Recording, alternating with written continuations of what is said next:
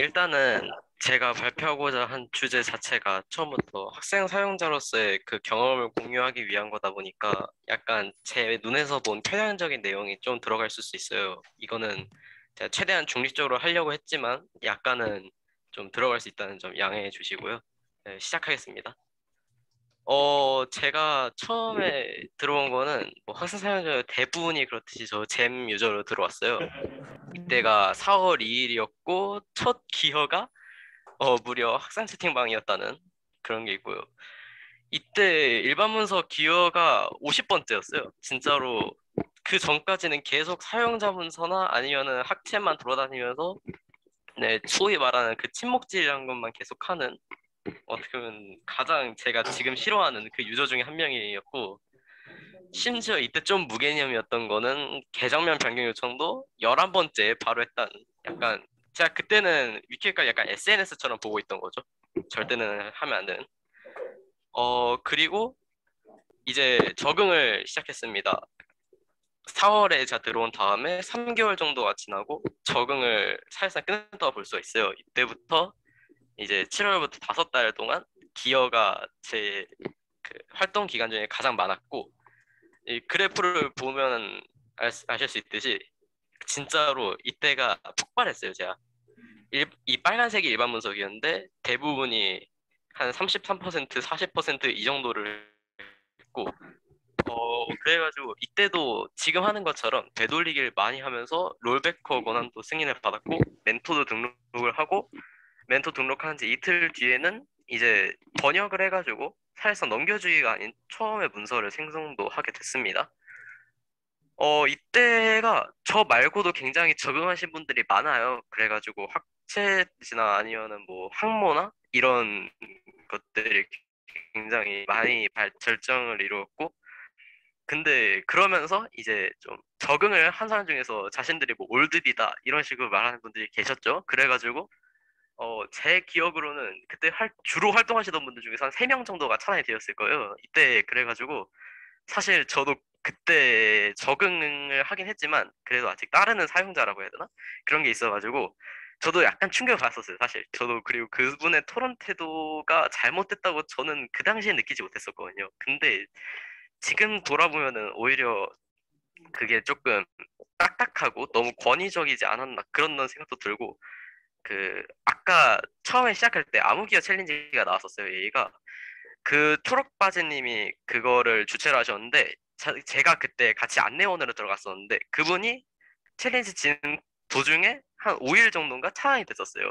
그래가지고 그동안은 그때 참가하셨던 분들도 진행이 어려웠고 심지어 저희도 그때는 뭘 해야 될지 우왕좌왕해가지고 한동안 제대로 한 적이 없었죠.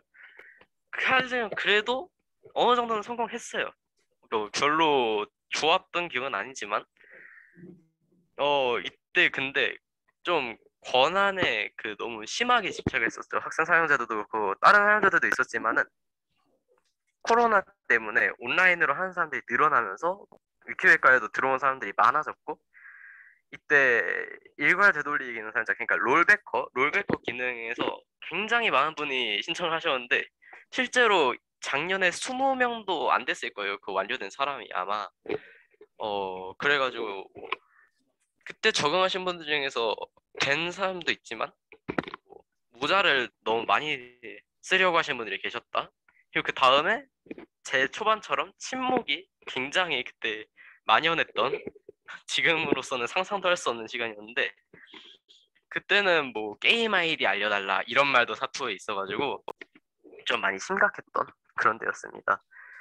대신 적응을 하는 학생 사용자들은 그런 문제를 일으키지 않았고 그렇게 함으로써 오히려 좋은 영향도 많이 끼쳤고 이거에 더불어 가지고 학생 사용자뿐만이 아닌 다른 일반 사용자들도 온라인에서 많이 오면서 위키백과의 환경기 자체가 일어났죠.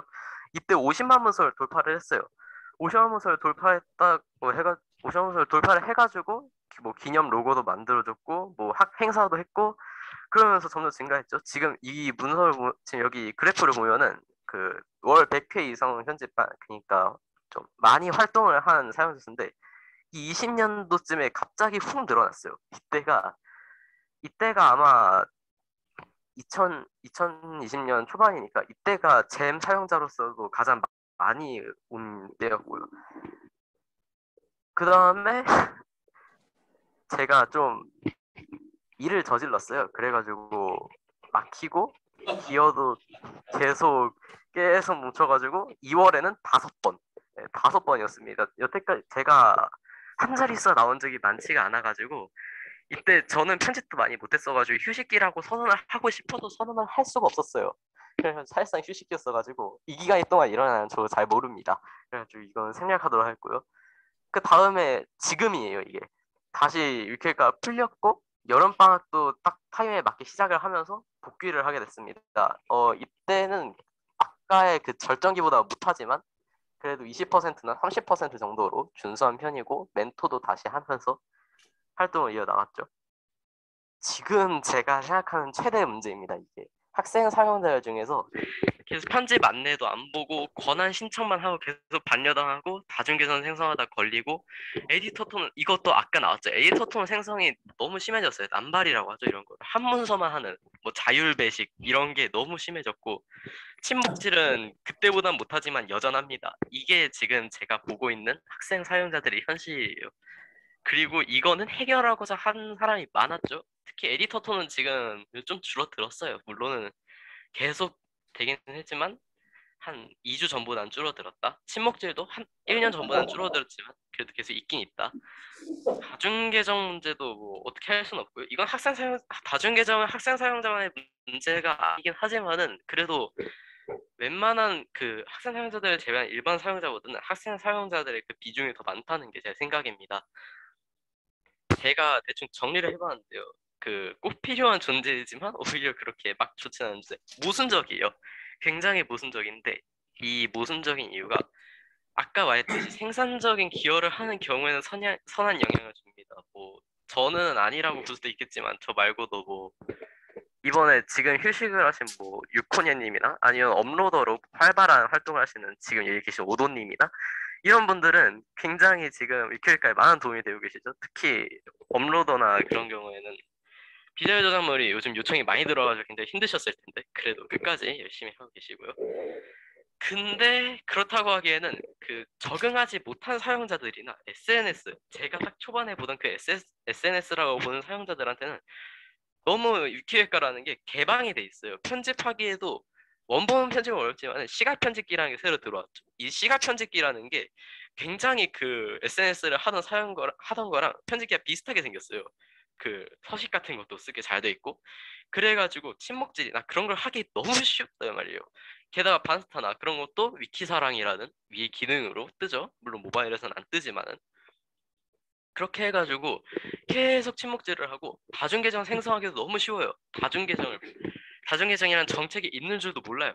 부계정이라는 개념이 지금 사회에 너무 만연하다 보니 이런 개념이 너무 많고 여러 의견이 나왔는데 결국에는 이거를 막을 수는 없게 됐죠. 예, 막을 수가 없어요. 잼으로 인한 유입은 계속됩니다. 어쩔 수가 없어요. 이 잼이라는 게 서비스를 종료하거나 아니 잼에서 EQ획을 자체적으로 막아버리지 않는 이상은 아무리 적어도 이게 계속 들어올 수밖에 없기 때문에 결국에는 이 사용자들을 다시 뭐 교육을 좀 더 시켜주거나 아니면은 정책의 그 안내도를 조금 더 올리게 하는 게 관건인데 문제는 안내를 엄청나게 해도 그거를 안 봐요. 당장 그 아주 사소한 문제인 들여쓰기를 봐도 제가 그때 한번 한 세 번 정도 제가 그 안내를 한 적이 있어요. 한 번 했을 때 알겠다고 하면서 그 알겠다는 대답이 들여쓰기가 안 돼 있던 경우 그때 진짜 제가 조금 화가 나가지고 그때 제가 좀 흥분을 해가지고 좀 과격한 태도로 말을 했어요. 그래가지고 그 다음에 그것 때문에 좀 경고를 받은 적도 있었고 한 번 더 말하고 한 번 더 말하니까 한 세 번 정도 말해야 그거 어떤 시스템인지 아시더라고요. 아신 건 다행인데 문제는 그 다음에는 서명을 안 쓰셔요. 들여쓰기를 하시면 또 서명 시스템을 몰라서 서명을 안 쓰시고 서명 시스템을 모르면 또 들여쓰기를 까먹으셔요. 이분들은 또 SNS를 하시던 분들은 댓글을 달 때 들여쓰기가 자동으로 되니까 들여쓰기라는 개념을 자신이 수동으로 해야 되는 것도 의문인 거고 이 편집 버튼을 눌러서 자기가 말해야 되는 것도 의문인 거고 심지어 그 핑이라는 것도 SNS나 다른 플랫폼에서는 굉장히 버튼 한 번만 누르면 되겠는데 여기서는 뭐 디귿, 핑 이런 틀이나 그런 걸 써야지만 얘가 되고 그러니까 핑을 다는 것도 몰라가지고 아예 질문방에서 핑을 어떻게 하죠? 이런 질문도 있어요. 그래가지고 이런 게 안내가 제대로 안 됐다고 하기에는 너무 힘들어요. 왜냐하면 지금 저희도 안내를 굉장히 많이 하고 있고, 그러면 이 안내를 보지 않는다는 게 너무 큰 문제인 건데, 심지어 이 안내를 안 본다는 거는 다른 문제로도 계속 연관이 돼요. 당장 그 에디터 톤을 열기 전에라는 그 문서가 입에 나왔었죠. 그래가지고 그거를 딱 보라고 사랑방에도 올라갔고, 에디터 톤 남용으로 인해서, 남발로 인해서 한 2번 정도 경고가 들어간 사용자도 있었어요. 근데 계속 나와요, 에디터 톤은. 안내를 해도 소용이 없다는 거예요. 이거는 본질적인 문제예요. 학생 사용자들이 그 안내를 보지 않는 한은 저희가 할 수가 없는데, 아무리 안내를 해도 안 본다는 거는, 이거는 저희가 좀 세게 대응을 나가든가 아니면 그런 게 저는 좀 필요하다고 보거든요. 아무리 해도 경고로는 이 사용자들이 그 편집에 경고로는 제재를 받지 않는다는 걸 아는 거예요, 이미. 한 3시간, 4시간 이런 식으로 매우 단 시간에 차단을 줘가지고 앞으로 한 번 더 그럼 뭐 이런 경고적으로 준다거나 그런 것도 제가 좀 생각을 해봤어요. 그런 생각을 했지. 물론 차단은 벌이 아니란 걸 알지만은 경고성 차원에서 이러는 건 어떨까라는 게 제 생각이었습니다. 그 발표는 여기까지고요. 네, 들어주셔서 감사합니다. 자, 일단 질문을 일단 받겠습니다. 좀 약간 좀 예, 아유 기대했던 발표고 기대에 맞게 정말 재밌게 잘 나와서 다행인데요. 하나 아쉬운 점은 얼굴 공개를 안 하셨다는 점 때문에 정말 실망스러운 발표이긴 했습니다. 결론적으로 좀 정말 재밌게 봤고 이 학생 상담가 어떻게 보면은 잼 사태로 유입된 2019년 말에 저런 사태였죠 사실. 막 유입이 돼서 사랑방이니 질문방이니 뭐 자신의 사랑 사용자 토론이니 이런 데서 난리가 벌어졌던 거잖아요. 그래서 사실 기존 사용자 입장에서는 사태라는 말이 맞았는데 어쨌든 그 일들을 뚫고 들어오신 이 사용자 중에서 가장 성공적으로 정착한 사례이시잖아요. 그런 사례들을 좀 되돌아봤을 때 다음 번에 이저 백호씨께서 똑같은 사태를 다른 통신사의 일로 마주하게 된다면 백호씨께서 어떻게 스탠스를 하시고 어떻게 좀 그 사용자들에게 계도를 하고 싶으신지 그런 부분 한번 여쭤보고 싶어요. 그 중간에 소리가 겹쳐서 잘 안 보였는데 마지막 문장 혹시 다시 말씀해 주실 수 있나요? 네. 소리가 너무 겹쳐.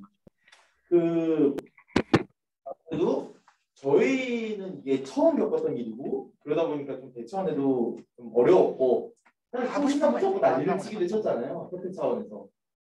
그런데 만일 똑같은 일이 이제 다른 통신사나 같은 통신사에서 또 벌어질 일은 크지 않다고 생각을 하는데 네, 다른 통신사에서 벌어진다면 그래서 많은 사람들이 또 어린 사람들이 유입이 잔뜩 된다면 그때 그랬던 일을 겪었던 사용자로서 어떻게 좀 대응을 하고 싶은지 그 사용자들에게 어떻게 이야기를 하고 싶으신지 그걸 한번 여쭤보고 싶어요.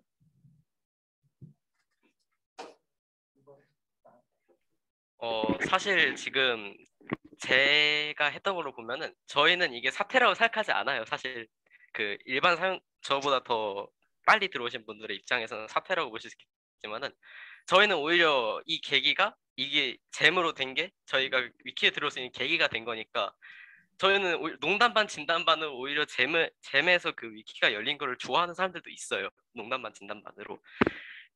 근데 여기에서도 딱 당장 저희 일 때도 안내를 안 봐가지고 차단을 당하거나 아니면 토론 태우 때문에 차단을 되는 게 너무 많아요.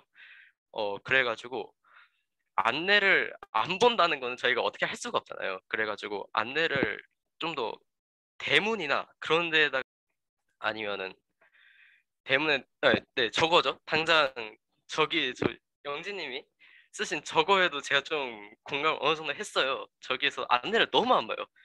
그 안내를 안 보는데 안내를 저희가 억지로 아무리 보게 해도 너무 길다고 안 보시는 분도 있어요. 좀 축약판을 내거나 아니면은 네, 축약판을 내 가지고 그걸 좀 더 쉽게 볼 수 있게 하거나 아니면은 그 항모 있죠. 항모처럼 하나 편집 스타일을 하나 가면서 보일 수 있게 해놨어요. 항모는 그것처럼 규칙도 거기에다 조금씩 짧게 잘라가지고 그거를 딱 한 번에 나오게 하는 게 그나마 좀 안내를 많이 볼 수 있게 하는 게 되지 않을까 저는 싶습니다. 네, 자 지금 감사하고요. 제가 좀 지금 잘 들리는지 확인 좀 볼게요. 잠깐만요. 지금 들리네요. 네. 제가 지금 보편적 행동 강의 조를 했잖아요. 그때 제가 이제 약간 질문 중 하나로 물어봤던 게 있습니다. 학생 사용자를 이제 어떻게 학생 사용자의 특징에 대해서 제가 연구를 했었고 그와 관련해서 네, 연구 맞아요 이거? 이거에 대해서 좀 이렇게 좀 배경적인 설명하고 약간 이제 인터뷰를 했었고 여기 라쿤님이 계신데 라쿤님한테 제가 이렇게 푸어트 따가지고 이야기를 했었고 이렇게 해서 좀 여러 가지 이야기가 있었습니다. 좀 약간 좀 이제 이야기를 했었는데 그러면 지금 화면 괜찮고 여기 한번 어떻게 될지 이야기 해보시겠어요? 여기 어차피 여기 제가 아니 돌려도 돼요? 카메라 아니면 안 돼요? 네. 알겠습니다. 자, 카메라 이번. 일어나서 일어나세요. 카메라 1번. 저기 있어요? 2번 나가고 있는데. 야, 2번 나가고 있는데 그러니까 이제 학생 사용자들 중에서도 또 이제 좋은 기여를 해주는 사용자들 분명 있어요.